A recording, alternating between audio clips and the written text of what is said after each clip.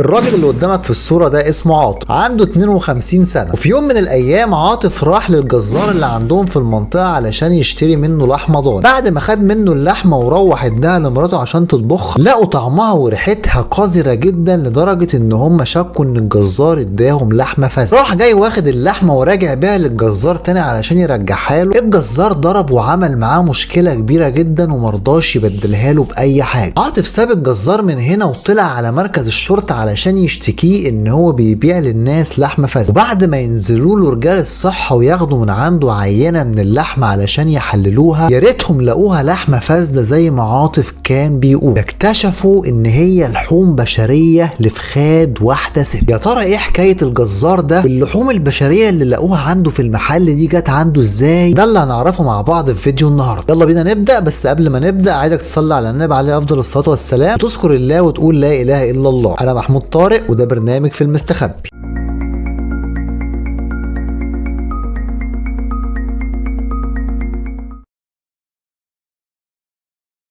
بتبدأ حكايتنا سنة 2014 في إحدى مناطق محافظة القاهرة مع راجل اسمه جمال كان بيشتغل جزار وكان عنده 40 سنة. جمال كان مشهور وسط المنطقة إن لحمته مضروب، يعني بيجيب اللحوم المجمدة والمستوردة وبيخلطها مع اللحوم البلدي بنسبة معينة ويبيعها للناس تاني على إنها كلها لحمة بلدي. وكان طبعا بيعمل كده علشان يضاعف مكسبه لأكبر قدر ممكن. جمال كان عنده 40 سنة وما كانش لسه اتجوز، وكان بيدور على عروسة بنت الحلال اللي تكمل معاه بقيه حياته. كل ما كان بيروح يتقدم لواحده كانت بترفضه علشان سمعته السيئه في وسط المنطقه زي ما قلت، لحد ما في يوم من الايام واخيرا النحس يتفك ويتقدم لواحده اسمها عبير عندها 35 سنه. ولان سن عبير كان كبر فاضطرت ان هي توافق عليه لان هي خافت لقطر الجواز يفوت. ولكن المشكله الوحيده اللي كانت عند عبير ان هي كانت عقيمه ومش بتخلف. هي واهلها كانوا عارفين الموضوع ده ومع ذلك خبوه على جمال لما جه يتقدم لها وما قالولوش عنه اي حاجه. اهل عبير كانوا ناس بتوع مشاكل، يعني ما كانوش ناس غلابه كده وفي حالهم، كانوا ناس مش سهله. يعني لو حد كان دسلهم على طرف بيعرفوا ازاي ياخدوا حقهم منه تالت ومتلت. طبعا توافق عبير على جمال وتستمر بينهم الخطوبه لمده سنه، وبعد كده يحددوا ميعاد الفرح علشان يتجوزوا ويبتدوا مع بعض حياتهم الزوجيه زي اي اتنين بيبتدوا حياتهم. كانت العلاقه كويسه جدا بينهم. بعد ما اتجوزوا فضلوا متجوزين لمدة 5 سنين، وطبعا جمال زيه زي اي راجل كان بيحلم انه يخلف حتة عيل يشيل اسمه وعلشان يبقى سنده في الدنيا. ولكن علشان عبير كانت عقيمة زي ما قلت لكم ما قدرتش ان هي تحقق لجمال طلبه ده. طبعا بعد ال5 سنين جمال ابتدى ان هو يقلق وطلب من عبير ان هما الاتنين يروحوا للدكتور يكشفوا ويشوفوا المشكلة عند مين، ولو في مشكلة سواء اذا كان عنده او عندها ممكن يحلوها. كان كل ما يقول كده عبير كانت بتتهرب منه وتحجج له باي حجه علشان ما تروحش، وتقعد تقول له ان دي حاجه بتاعت ربنا ووقت ما ربنا يريد هنخلف في الوقت المناسب. ولكن جمال فضل مصمم ان هم لازم يروحوا للدكتور ويكشفوا عنده ويشوفوا المشكله فين. وقال لها ان المشكله لو طلعت منه هو، لو هي ساعتها كانت عايزه تطلق هيطلقها لانه ما يقدرش ان هو يحرمها من الخلف. ردت عليه عبير وقالت له طب لو العيب طلع مني انا؟ قال لها ما تزعليش مني، انا كمان هتجوز، ولو عايزه تفضلي معايا على ذمتي انا ما عنديش مانع، برضه لو عايزه تتطلقي برضه انا ما عنديش مانع، الحاجه اللي تريحك ساعتها انا هعملها لك وانا مرضى. طبعا راحوا لاكتر من دكتور وعملوا كل الاشعه والتحاليل اللازمه، وكل الدكاتره بتاكد ان العيب من عبير وانها فعلا عقيمه ومش هتقدر تخلف في حياتها نهائي. طبعا عبير عملت نفسها انها متفاجئه بالكلام وانها اول مره تسمعه، ولكن جمال كان عنده رايه وقال لها انه هيتجوز تاني زي ما قال لها، وخيرها اذا كانت هتقبل تعيش معاه او يطلقها. المفروض بقى واحده مكان عبير بعد ما ضحكت على جمال كانت على الاقل تسيبه يتجوز ويخلف العيل اللي بيتمناه من الدنيا، ولكن عبير ما عملتش كده. للاسف جمال كان واخد مبلغ كبير جدا من اخوات عبير وكانوا مضيينه على وصولات امان. اول ما جمال قال لها ان هو يتجوز هددته انه لو اتجوز هتخلي اخواتها يرفعوا عليه وصولات الامانه دي، ولو هو ما دفعهاش هيحبسوه بيه. طبعا جمال حس ان عبير عبير بتلوي دراعه وكرامته نقحت عليه، وراح ماسك عبير مديها علقه موت وراح قارشها من الشقه. طبعا عبير خدت هدومها وبسرعه تطلع على بيت اخواتها، واول ما حكت لهم اللي حصل وبما ان اخواتها كانوا بتوع مشاكل زي ما قلت لكم، راحوا لجمال المحل بتاعه وضربوه علقه موت في وسط الشارع وفرجوا عليه الدنيا كلها، وبعد كده هددوه ان لو ما دفعش الفلوس اللي واخدها منهم دي هيحبسوه في اقرب وقت. طبعا جمال ما كانش معاه انه يدفع اي حاجه، ولما ابتدى يحس ان الموضوع فعلا ابتدى يخش في الجد وان هو هيتحبس، ابتدى ان هو يشوف ناس تتوسط في الموضوع وتحاول تحل مع عبير واخواته، وطلب انه يقعد مع عبير، وبالفعل بعد ما يقعد معاها قال لها انه صرف نظر عن موضوع الجواز ده نهائي، وانه ندمان انه مد عليه ايديها في يوم من الايام، وطلب منها ان هي ترجع بيتها تاني وانه عمره ما هيزعلها تاني ابدا. ومع محاولات ومحايلات كتيره مع عبير ان هي ترجع بيتها تاني، بالفعل ترجع عبير بيتها وهي حاسه ان هي انتصرت وان هي قدرت تاخد حقها، وكمان متاكده ان جمال عمره ما هيفكر انه يتجوز عليها في يوم من الايام. ولكن جمال كان مبيت لها نيه تانيه ما كانش حد يعرفها في الدنيا كلها غيره. بعد لما اخوات عبير ضربوه في وسط الشارع قدام كل الناس، كرامته نقحت عليه وقرر انه لازم ينتقم من عبير ويحرق قلب اخواتها عليها بعد اللي عملوه فيه في الشارع. بعد ما رجعوا البيت فضل جمال يعامل عبير كويس جدا لمدة 6 شهور، لحد ما عبير واخواتها فعلا اطمنوا ان جمال بقى كويس معاها وانه صرف نظر عن موضوع الجواز نهائي. جه في يوم من الايام وخلاها وهي بتستحمى في الحمام، وراح جاي داخل عليها الحمام ومعاه سكينه، وراح جاي دبحها وفاصل راسها عن جسمها بالظبط زي ما بيذبح الذبيحه اللي بيعلقها عنده في المحل. وبعد ما دبحها قعد يفكر ازاي هيخفي جثتها علشان محدش يكشف الجريمه البشعه اللي هو عملها. ومن هنا الشيطان يبدا يتدخل ويقول له على فكره قذره جدا تتناسب مع كونه انه بيشتغل جزار. جمال قرر انه هيقطع لحم مراته ويبيعه عنده في المحل كانه لحمه ضاني. طبعا حاجه غريبه وعجيبه جدا العقل البشري عمره ما يقدر يستوعبها، ولكن للاسف هي دي الحقيقه المره اللي حصل. وبالفعل جمال قطع مراته بالساطور وخد لحمها وراح معلقه عنده في المحل وابتدى يبيعه على انه لحمه ضاني. وبعد يومين اخوات عبير لما لقوا ان اختهم مختفيه ومش عارفين يوصلوا لها، طبعا سالوا جمال عليها، وجمال قال لهم ان هو ما يعرفش عنها اي حاجه نهائي، وانه رجع البيت من يومين ما لقاهاش في البيت ولا لقى هدومها اللي كانت موجوده في الدولاب. طبعا بلغوا الشرطه باختفاء اختهم، وفي اثناء ما الشرطه كانت بتعمل تحرياتها علشان تعرف عبير اختفت راحت فين، يجي واحد اسمه عاطف عند جمال في المحل ويشتري منه كيلو لحمه على انها لحمه ضاني. ولما خد منه اللحمه وراح البيت علشان مراته تطبخها له زي ما قلت لكم في اول الفيديو، لقوا ان اللحمه دي طعمها وريحتها فظيعه جدا، وقالوا اكيد ان الجزار ضحك عليهم وباع لهم لحمه فاسده. طبعا عاطف خد اللحمه ورجع لجمال علشان يغيرها له ويقول له ان طعمها وريحتها وحشه جدا، ولكن جمال مرضاش يغيرها له وراح متخانق مع عاطف ومسكوا في بعض في وسط الشارع. عاطف ساب الجزار من هنا وراح واخد اللحمه وطالع بيها على اسم الشرطه. اول ما دخل الاسم اداهم اللحمه اللي كانت معاه وقال لهم ان جمال الجزار ده بيبيع عنده في المحل لحمه فاسده، وبسرعه تنزل رجال الصحه عند جمال في المحل وياخدوا منه عينه من اللحمه اللي كان عارضها عنده علشان يحللوها ويعرفوا هي مصدرها ايه. هنا تطلع نتيجه التحاليل البشعه، اكتشفوا ان اللحوم دي لحوم بشريه لفخاد واحده ست. طبعا بيتم القبض على جمال، وبعد مواجهته انكر كل حاجه في الاول. رجال المباحث قرروا ان هم يروحوا الشقه بتاعته علشان يفتشوه، واول ما دخلوا